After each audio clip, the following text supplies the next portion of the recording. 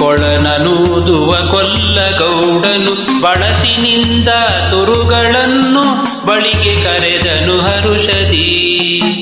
ಗಂಗೆ ಬಾರಿ ಗೌರಿ ಬಾರಿ ತುಂಗಭದ್ರಿ ತಾಯಿ ಬಾರಿ ಪುಣ್ಯಕೋಟಿ ನೀನು ಬಾರಿ ಎಂದು ಗೊಲ್ಲನು ಕರೆದನು.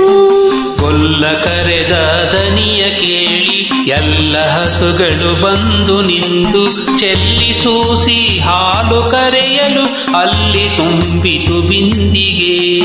ಸತ್ಯವೇ ಭಗವಂತನೆಂಬ ಪುಣ್ಯಕೋಟಿಯ ಕಥೆಯಿದು.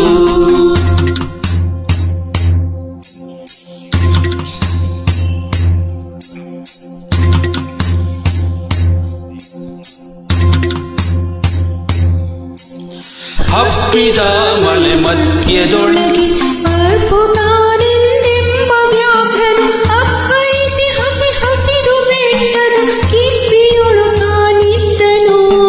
ಸಿಡಿದು ರೋಷದಿ ಮೊರೆಯುತ್ತಾ ಹುಲಿ ಗುಡುಗುಡಿಸಿ ಬೋರಿಡುತ್ತ ಚಂಗನೆ ತುಡುಕಲೆರಗಿದರ ಬಸ ಕಂಚಿ ಚೆದುರಿ ಹೋದವು ಹಸುಗಳು.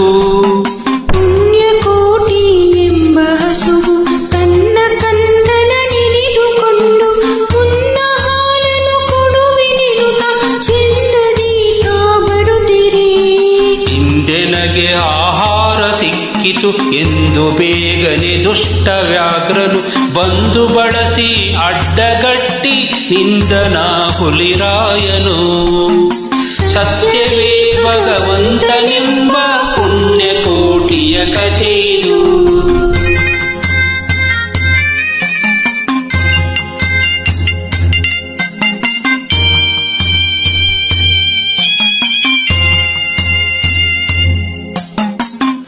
ಮೇಲೆ ಬಿದ್ದು ನಿನ್ನ ನೀಗಲೆ ಬೀಳ ಹೊಯ್ವೆನು ನಿನ್ನ ಹೊಟ್ಟೆಯ ಸೀಳಿ ಬಿಡುವೆನು ಎನ್ನುತ್ತ ಕೋಪದಿ ಕೂಡ ವ್ಯಾಘ್ರನು ಕೂಗಲು. ಒಂದು ಭಿನ್ನ ಹುಲಿಯೇ ಕೇಳು ಕಂದನಿರುವನು ತೊಟ್ಟಿಯೊಳಗೆ ಒಂದು ನಿಮಿಷದಿ ಮುಲೆಯ ಕೊಟ್ಟು ಬಂದು ಸೇರುವೆನಿಲ್ಲಿಗೆ. ಹಸಿದ ವೇಳೆಗೆ ಸಿಕ್ಕಿದೊಡವೆಯ ವಶವ ಮಾಡದೆ ಬಿಡಲು ನೀನು ನುಸುಳಿ ಹೋಗುವೆ ಮತ್ತೆ ಬರುವೆಯ ಉಸಿಯ ನಾಡುವೆ ಎಂದಿತು. ಸತ್ಯವೇ ನಮ್ಮ ತಾಯಿ ತಂದೆ ಸತ್ಯವೇ ನಮ್ಮ ಬಂಧು ಬಳಗ ಸತ್ಯವಾಕ್ಯಕ್ಕೆ ತಪ್ಪಿ ನಡೆದರೆ ಮೆಚ್ಚನ ಪರಮಾತ್ಮನು. ಸತ್ಯವೇ ಭಗವಂತನೆಂಬ ಪುಣ್ಯಕೋಟಿಯ ಕಥೆಯಿದು.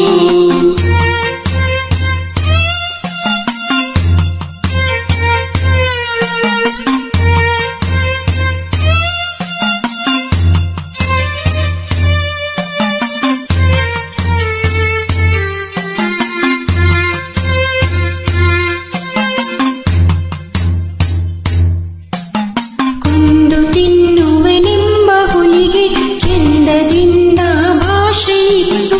ಕಂದ ನಿನ್ನನು ನೋಡಿ ಹೋಗುವೆನೆಂದು ಬಂದೆನು ದೊಡ್ಡಿಗೆ. ಆರ ಮೊಲೆಯನ್ನು ಕೊಡಿಯಲಮ್ಮ ಆರ ಬಳಿಯಲಿ ಮಲಗಲಮ್ಮ ಆರ ಸೇರಿ ಬದುಕಲಮ್ಮ ಆರು ನನಗೆ ಹಿತವರು. ಅಮ್ಮಗಳಿರ ಅಕ್ಕಗಳಿರ ಎನ್ನ ತಾಯೊಡ ಹುಟ್ಟುಗಳಿರ ಕಂದ ನಿಮ್ಮವನೆಂದು ಕಾಣಿರಿ ತಬ್ಬಲಿಯ ನೀ ಕರುವನು. ಮುಂದೆ ಬಂದರೆ ಹಾಯಬೇಡಿ ಹಿಂದೆ ಬಂದರೆ ಒದೆಯಬೇಡಿ ಕಂದ ನಿಮ್ಮವನೆಂದು ಕಾಣಿರಿ ತಬ್ಬಲಿಯ ನೀ ಕರುವನು. ಸತ್ಯವೇ ಭಗವಂತನೆಂಬ ಪುಣ್ಯಕೋಟಿಯ ಕಥೆಯಿದು.